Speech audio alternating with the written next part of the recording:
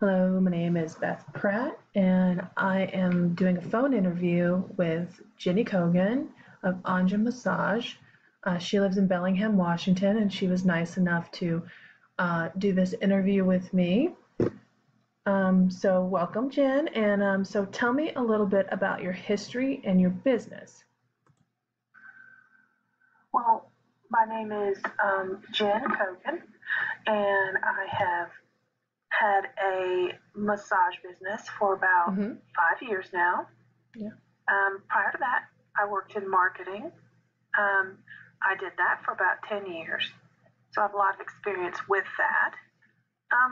And eventually, I decided I wanted to try something different, and I got my massage license, and so that's what I've been doing. I started in Winston, North Carolina. Mm-hmm. Now I'm out in Bellingham, Washington, and I really enjoy the business and enjoy being a masseuse. Do you think coming from a marketing background has helped you? Hello? Oh, Oh, hey. definitely. You know, all those years of, um, you know, working with marketing has really set me up to own my own business. It's a large component to having your own business. I personally um, feel like if you were lacking that, you could really, really struggle as a small business, or you'd need to pay someone else for it. And already having that experience has allowed me to really, I think, grow my business in a way that a lot of, um, different other people, I won't say who, they're not really capable of. What's the most effective marketing you've done? I would say in my line of business, the most effective marketing that I have done involves just one on one.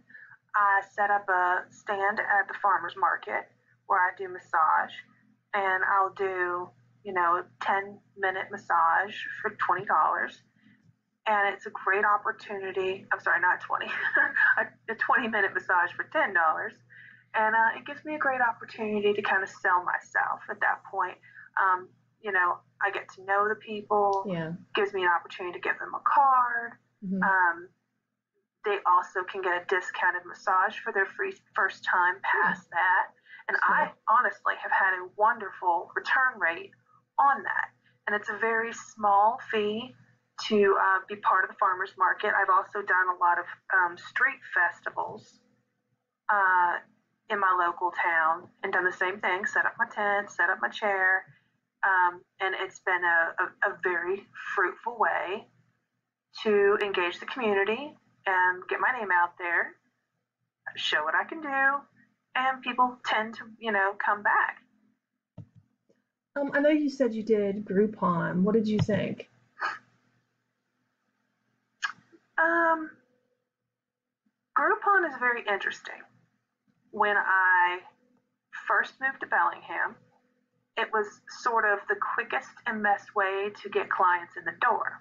Now you're taking a very, by the time you pay the fees to Groupon, and of course you're giving a discounted rate anyway, you're not making a lot off that. It's not a free massage, but it's pretty close. So it gets people in the door. But what I've realized is those same people, they don't tend to come back. They tend to, I guess, look for another Groupon to get a discounted massage. So they're not looking for a full-time person that they can spend time with. They're more interested in getting a cheap massage.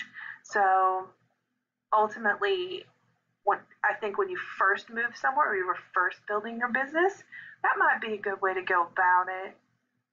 But I don't think that long term it's a very smart way to go because you're actually not getting much return on that dollar. What are some of the free or low cost ways that you've found to market? Okay, some free or low cost ways to market Hmm. yourself. Well, I would say, I mean, the farmer's market is pretty cheap way to go. I just pay a small fee to be a part of the farmer's market for the season. So other than my time, it's a pretty cheap way to market. Of course, you always want to have business cards on hand. It's just one of those industries that when you talk to someone, it's great to get that initial, card out there, and to try and get the call back. Let's see, other free or low. Facebook's been very effective, um, and it's actually very cost effective. You can spend as little or as much as you want, and really, you know, it's free to have a Facebook page.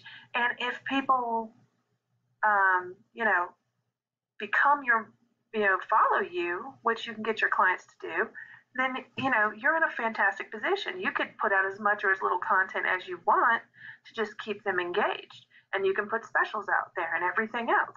And so, really, getting all of your customers to provide you with their email, um, and also asking them to like you on Facebook, and also to have them, rate you on things, because that's become a really big thing. All these, like, TripAdvisor, Yelp. If you can get a really good rating, then it's another fantastic way to attract people, because if someone's new to the area or from out of town and they want a massage, well, if they find somebody who's very highly recommended, they're going to call you out of nowhere. It's fantastic. Yeah. Who do you see as your ideal customer? My ideal customer, well, it tends to Hmm. be middle-aged people, Right. people who have expendable income, of course, because Hmm.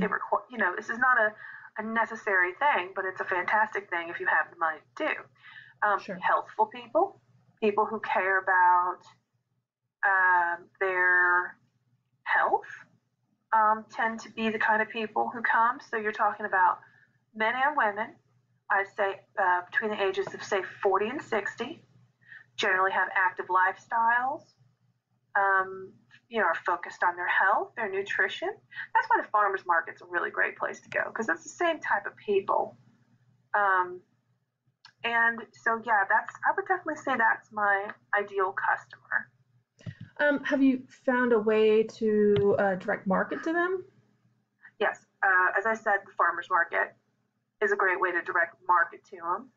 Um, Facebook has fantastic settings where you can really be specific about who you're trying to attract. And so I love that, and it's worked really well for me. Yeah, those are the best ways I've found to direct market to who I've decided is my ideal customer. Let's see. What's been the biggest challenge in becoming an entrepreneur for you? Oh, biggest challenge has probably been uh, self motivating myself. I spent a lot of years working for other people, and expectations and goals were kind of laid out for me, and I'm good at accomplishing them, but I was used to someone else telling me what I needed to accomplish. So, with owning my own business, I've had to kind of force myself to schedule time each week for marketing, for working on the books, for doing taxes, for all that sort of thing. I basically had to say, okay, this hour to this hour, I'm not going to massage. This is my office time. This is my marketing time. It's really the only way I could do it. Um,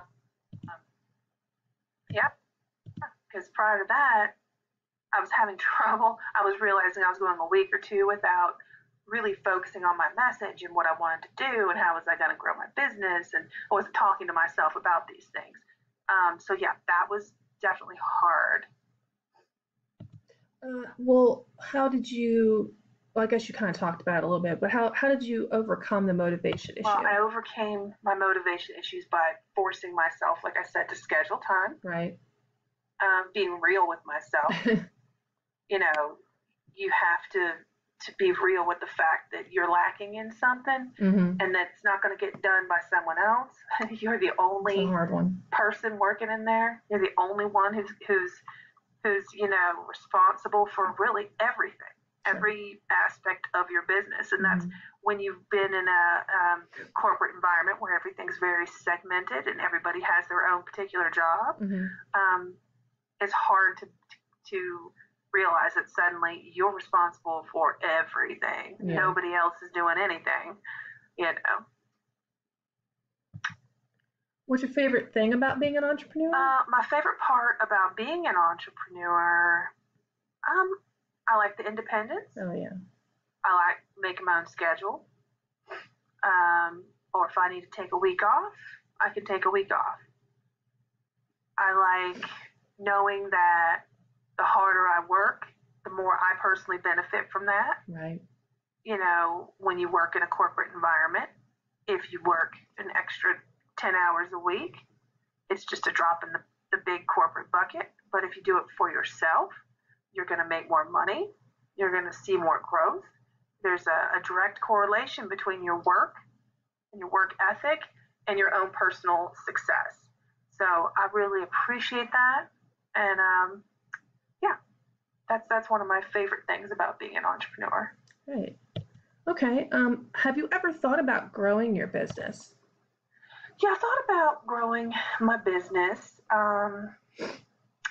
Yeah, I definitely have. But, it's complicated.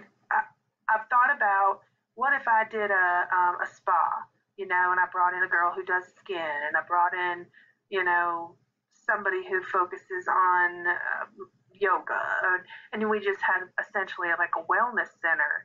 I mean, there's some in my area already, but they're not quite as expanded as I would like. Um, so yeah, I've thought about it. It's complicated because, of course, you're running a business with a whole lot of new and bigger components. That free time that I talked about Yeah. having, I Right. know would be gone, Yeah. would be a thing in the past Mm-hmm. because I can't take a week off. I got to keep the place going because No. there's other people who are working there and they need to make money. Yeah. It You changed a know, lot. Mm-hmm. so yes, it changes things dramatically. But um, the more diverse your business, the more people you're going to attract, and the ability to cross market with an acupuncturist or a skin person or whatever is huge because you get one person in the door for that, and then they realize you do all the other, and Mm-hmm. then suddenly you've got built-in clientele for all these different things. True. It's also opens up the door for things like classes and stuff like that you can offer the community, which is a fantastic way to market. Sure. That's one of the best ways, honestly. Um, All right. I'm going to end this. This is part one, and I will record us a little more in a minute.